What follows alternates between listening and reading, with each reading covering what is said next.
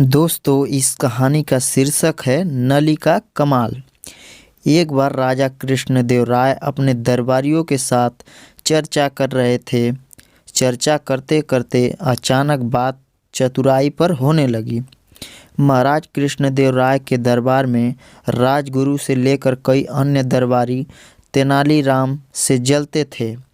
ऐसे में तेनालीराम को नीचा दिखाने के लिए एक मंत्री दरबार में बोल पड़ा कि महाराज, दरबार में एक से बढ़कर एक बुद्धिमान और चतुर लोग मौजूद हैं और अगर मौका दिया जाए तो हम सभी अपनी चतुराई आपके सामने पेश कर सकते हैं।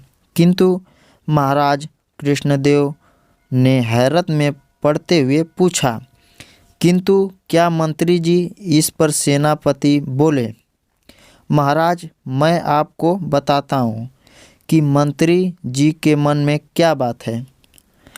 दरअसल इस दरबार में तेनालीराम के अलावा किसी को भी अपनी चतुराई साबित करने का मौका नहीं दिया जाता है।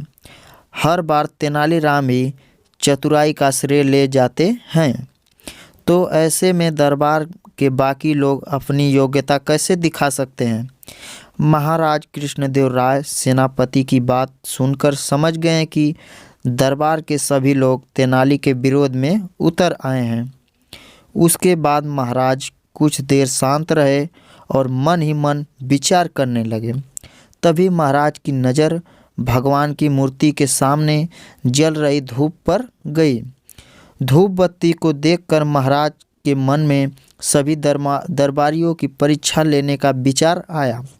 उन्होंने तुरंत कहा, आप सभी दरबारियों को अपनी चतुराई साबित करने का एक मौका जरूर दिया जाएगा। जब तक सभी दरबारी अपनी चतुराई साबित नहीं कर देते, तेनाली बीच में नहीं आएगा। यह सुनकर दरबार में मौजूद लोग खुश हो गए। उन्होंने कहा, ठीक है महाराज, आप बताएं कि हमें क्या करना होगा। राजा कृष्णदेव राय ने धूप बत्ती की तरफ उंगली करते हुए कहा कि मेरे लिए 2 हाथ धुआं लेकर आओ। जो भी यह काम कर पाएगा उसे तेनालीराम से अधिक बुद्धिमान समझा जाएगा। महाराज की बात सुनकर सभी दरबारी सोच में पड़ गए और आपस में चर्चा करने लगे कि यह कैसे संभव है। भला धुएं को नापा जा सकता है क्या? इसके बाद अपनी चतुराई साबित करने के लिए सभी दरबारी ने अपना हाथ आजमाया, लेकिन कोई भी धुआं नाप नहीं पाया। जैसे ही कोई धुएं को नापने की कोशिश करता, धुआं उनके हाथों से निकलकर उड़ जाता। जब सभी दरबारियों ने हार मान ली, तब उनमें से एक दरबारी बोला कि महाराज, हमारे हिसाब से धुएं को नहीं नापा जा सकता है। हाँ, अगर तेनाली ऐसा कर पाए तो हम उसे अपने से अधिक बुद्धिमान मान लेंगे, लेकिन अगर वह ऐसा नहीं कर पाए तो आपको उन्हें हमारे जैसा ही समझना होगा। राजा मुस्कुराते हुए बोले, क्यों तेनालीराम, क्या तुम तैयार हो? इस पर तेनालीराम ने सिर झुकाते हुए कहा, महाराज, मैंने हमेशा आपके आदेश का पालन किया है, इस बार भी जरूर करूँगा। इसके बाद तेनालीराम ने एक सेवक को बुलाया और उसके कान में कुछ कहा। उनकी बात सुनकर सेवक तुरंत दरबार से बाहर चला गया। दरबार में चारों ओर चुप्पी छा गई। सभी यह देखने के लिए उतावले हुए जा रहे थे कि आखिर कैसे तेनालीराम राजा को 2 हाथ धुआं देता है। तभी सबकी नज़र सेवक पर पड़ी, जो शीशे की बनी 2 हाथ लंबी नली लेकर दरबार में वापस आया था। तेनालीराम ने उस शीशे की नली का मुंह धूप बत्ती से निकलते हुए पर लगा दिया।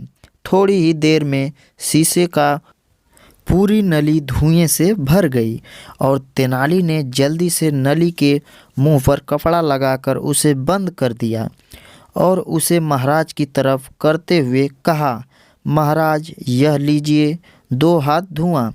यह देखकर महाराज के चेहरे पर मुस्कान आ गई और उन्होंने तेनाली से नली लेकर दरबारियों की ओर देखा।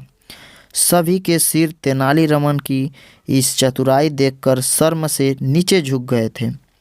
वहाँ कुछ दरबारी तेनालीराम के पक्ष में भी थे। उन सब की आंखों में तेनालीराम के लिए सम्मान था। तेनालीराम की बुद्धि और चतुराई देखकर राजा बोले, अब तो आप लोग यह समझ गए होंगे कि तेनालीराम की बराबरी करना संभव नहीं है। इसके जवाब में दरबारी कुछ भी नहीं बोल सके और न उन लोगों ने चुपचाप सिर झुका लिया। दोस्तों, इस कहानी से हमें क्या सीखने को मिलता है? हमें दूसरों की बुद्धिमत्ता का सम्मान करना चाहिए और किसी की चतुराई से जलन नहीं करनी चाहिए।